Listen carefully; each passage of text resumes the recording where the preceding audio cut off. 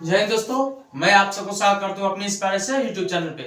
तो चलिए आज हम इससे पहले हम 3 तक क्वेश्चन करवा चुके हैं साइंस का, जो क्लास 10th का है। क्लास 10th का हम साइंस का जो फिजिक्स का हम क्वेश्चन करवा रहे थे, मोस्ट इंपोर्टेंट क्वेश्चन, जो आज हम क्वेश्चन 4 से लेकर के आए हैं और क्वेश्चन 4 से करवाएंगे हम क्वेश्चन 7 तक। तो देखिए इसमें हम बताने जा रहे हैं पहला क्वेश्चन इंपोर्टेंट, यानी देखिए क्या कर रहा है। पहला क्वेश्चन क्या कर रहा है कि पहले तो आप लोग स्क्रीनशॉट ले लीजिए। तो आशा करते हैं कि आप लोग स्क्रीनशॉट ले लिए होंगे। तो देखिए पहला क्या कहा है कि रेलवे का सिग्नल लाल रंग का होता है, क्यों? क्या क्वेश्चन है कि रेलवे का सिग्नल लाल रंग का होता है, क्यों? तो लाल रंग का आखिर क्यों होता है सो देखिए। तो देखिए लाल रंग का तरंगदैर्घ्य, क्या बोला है कि लाल रंग का तरंगदैर्घ्य सबसे अधिक होता है। क्या बोला? लाल रंग का तरंगदैर्घ्य सबसे अधिक होता है, जिसके कारण लाल रंग का प्रकीर्णन बहुत कम होता है। यानी समझे कि लाल रंग का तरंगदैर्घ्य सबसे ज्यादा होगा, लेकिन जब इसका प्रकीर्णन जो पड़ता है, यानी प्रकीर्णन जब मान लो किसी भी लाइट का जो फोकस जब निकलता है तब, तो उसका यानी प्रकीर्णन काफी कम होता है, जिस कारण से क्या होगा, कहीं भी यानी दिखाई देगा। जैसे मान लीजिए कि हम अगर बल्ब को, जैसे मान लो कि एक हम टॉर्च को इधर से हम ऐसे दिए, तो उसका देखते हैं कि फोर्स क्या होता है, हर तरफ छिड़ियाता है। लेकिन लाल रंग में ऐसा नहीं होता है, लाल रंग में बहुत थोड़ा ही में ही समट जाता है। तो इसी कारण से कहा है कि जिसका प्रकीर्णन बहुत ही कम होता है और यह रंग कम फैलता है। क्या कहा? और यह रंग कम फैलता है, इसलिए रेलवे का सिग्नल लाल रंग का होता है। क्या बोला कि लाल रंग का तरंगदैर्घ्य सबसे अधिक होता है और जिसके कारण लाल रंग का प्रकीर्णन क्या होगा, सबसे अधिक कम होगा। और यह क्या होता है, इसका रंग जो होता है बहुत कम फैलता है, जिस कारण से इसे हम, इसीलिए हम क्या कहते हैं, रेलवे का सिग्नल लाल रंग का, यानी इस कारण से हमको क्या होता है कि रेलवे के सिग्नल पे हमें लाल रंग का ही कोई भी लाइट देना होता है। क्या होता है? लाइट। तो समझ गए हम ये क्या कहा है कि लाल रंग का तरंगदैर्घ्य सबसे अधिक होता है, जिसके कारण क्या होता है, जिसके कारण लाल रंग का प्रकीर्णन बहुत ही क्या होता है, कम होता है और यह कम फैलता है, इसलिए रेलवे का सिग्नल लाल रंग का ही होता है। रेलवे का सिग्नल कभी भी रखिएगा तो लाल रंग का होता है, लेकिन कब? जब खतरा के निशानी अधिकतर देखा जाता है। क्योंकि खतरा के लिए क्वेश्चन को ऐसे भी पूछेगा, कहेगा कि एक तो ऐसे पूछा और ऑब्जेक्टिव में क्या कि किस रंग को खतरे के निशानी के लिए उपयोग किया जाता है, तो लाल रंग को ही। आशा करते हैं कि आप लोग समझ गए होंगे। तो चलिए हम सेकंड क्वेश्चन को देखते हैं। अगला क्वेश्चन क्या करा, 5 नंबर क्वेश्चन की प्रकाश का अपवर्तन क्या है। इससे पहले वाला वीडियो में हम क्या बताया, प्रकाश का परावर्तन, और इसमें हम लेकर के आए क्या, प्रकाश का अपवर्तन। और इसके नियमों को लिखिए। तो जब प्रकाश की किरण एक माध्यम से दूसरे माध्यम में प्रवेश करती है, क्या बोला कि जब प्रकाश की किरण एक माध्यम से दूसरे माध्यम में प्रवेश करती है, तो इसकी दिशा में क्या होती है, परिवर्तन हो जाता है। तो इसके दिशा में क्या हो जाता है, परिवर्तन हो जाता है। इसी घटना को प्रकाश का अपवर्तन कहते हैं। क्या बोला है कि अगर मान लो कि कोई प्रकाश दिए और वो प्रकाश उस वस्तु पे जाने के बाद क्या होता है, वो अपनी दिशा में क्या कर देगा, परिवर्तन कर देगा। क्या कर देगा? परिवर्तन कर देगा। तब उसे हम क्या कहेंगे, प्रकाश का अपवर्तन कहेंगे। जैसे हम एक उदाहरण के रूप में हम यहाँ पे एग्जांपल देख लाए हैं। एक अभिलंब की, एक मान लीजिए कि एक समतल, यानी कोई भी अगर पानी वाला जगह है तो उसमें समतल दिखता रहता है। तो मान लीजिए कि एक समतल दर्पण की तरह ही समान तल पे दिखाई देगा। तो समान तल एक ली है और एक आपतित किरण चलाए। क्या? आपतित किरण। तो यह विरल माध्यम यानी हवा वाला माध्यम से जब इसको हम आपतित किरण को इसमें डाले और कहा वाटर में यानी पानी में, सघन माध्यम में, तो यह क्या किया, अभिलंब की ओर सट रहा है, क्या कर रहा है, अभिलंब की ओर सटेगा, यानी इसके दिशा में परिवर्तन हुआ कि नहीं, जबकि इसका लाइनिंग जाना चाहिए था एकदम सीधा इस तरह से, देख रहे हैं एकदम सीधा आया है, लेकिन ये थोड़ा सा क्या होगा, ये अभिलंब की ओर भाग रहा है, उधर की ओर। तो किस कारण से हुआ है, प्रकाश के अपवर्तन का कारण ही है, जिस वजह से क्या हुआ, यह अपनी दिशा में क्या कर दिया, परिवर्तन कर दिया।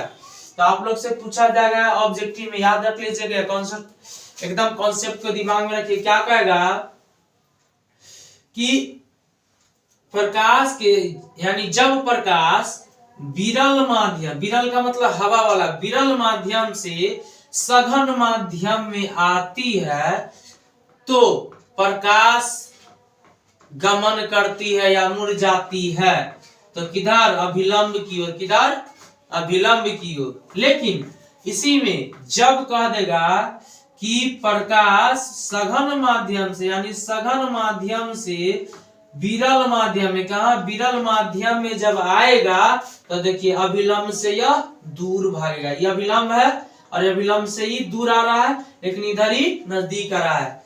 तो जब विरल माध्यम से सघन में जाएगा तो अभिलंब की ओर सटेगा, और सघन माध्यम से विरल में जाएगा तो अभिलंब से दूर हो जाएगा। तो ये ऑब्जेक्टिव में आता रहता है, तो इस फिगर को भी पढ़ लीजिएगा। देखिए तो इसका दो क्या कहा कि प्रकाश का अपवर्तन का निम्नलिखित नियम है, कितने निम्नलिखित नियम है। पहला, आपतित किरण, अपवर्तित किरण तथा आपतन बिंदु पर डाला गया अभिलंब तीनों एक ही तल में होता है।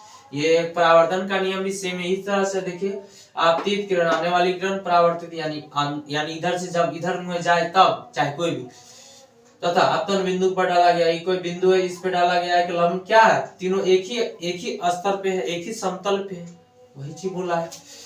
दूसरा क्या कहा, प्रकाश के किन्हीं विशेष रंग के लिए आपतन कोण कीजिया, क्या बोला, आपतन कोण कीजिया, क्या बोला, आपतन कोण कीजिया, यानी जिसको हम साइन बोलते हैं, तथा परावर्तन कोण कीजिया का अनुपात किसी दो माध्यमों के लिए, किसने, किसी दो माध्यमों के लिए एक नियतांक होता है, इसे स्लेन का नियम भी कहते हैं। क्या बोला है कि प्रकाश के किन्हीं विशेष रंग के लिए आपतन कोण कीजिया तथा अपवर्तन कोण कीजिया किसी दो माध्यमों के लिए का अनुपात किसी दो माध्यमों के लिए एक नियतांक होता है, इसे हम स्लेन का नियम कहते हैं। ऐसा करते आप लोग समझ गए होंगे। और स्लेन का भी परिभाषा इसी नियम के अंदर आ गया। देखिए स्लेन है और कभी कभी कह देगा स्लेन क्या है, तो यही चीज लिख देंगे तो पूरा उसी का परिभाषा है, और यह एक अपवर्तन का नियम भी है। तो स्लेन को हम स्लेन के नियम को हम म्यू से दिखाते हैं, तो mu is equal to sine i by sine r, क्या होगा, sine i by sine r. और अपवर्तनांक का भी यही सूत्र होता है, अपवर्तनांक बराबर साइन आई बटा साइन आर भी होता है। अब परिभाषा भी सेम इसी तरह का रहता है, लेकिन उसमें नियतांक तर ही रह जाएगा, यहीं पे रह जाएगा। क्या कहता है, एक नियतांक होता है, हाँ सेम परिभाषा है, टोटली मैच करता था एक, यानी एकदम यही चीज लिख देंगे तो अपवर्तन का अपवर्तनांक का भी परिभाषा हो गया। तो चलिए इससे हमको लगता है कि यानी तीन फॉर्मूला, एक तो इसका बन गया अपवर्तन का नियम, दूसरा स्लेन का, और तीसरा अपवर्तनांक का भी यही हो गया। तो ऐसा करते हैं आप लोग समझ गए होंगे। चलिए नेक्स्ट देखते हैं क्या कर रहा है। प्रकाश का वर्ण विक्षेपण से आप क्या समझते हैं। तो वर्ण विक्षेपण ये तो काफी आसान होता है और काफी इंपोर्टेंट है क्वेश्चन।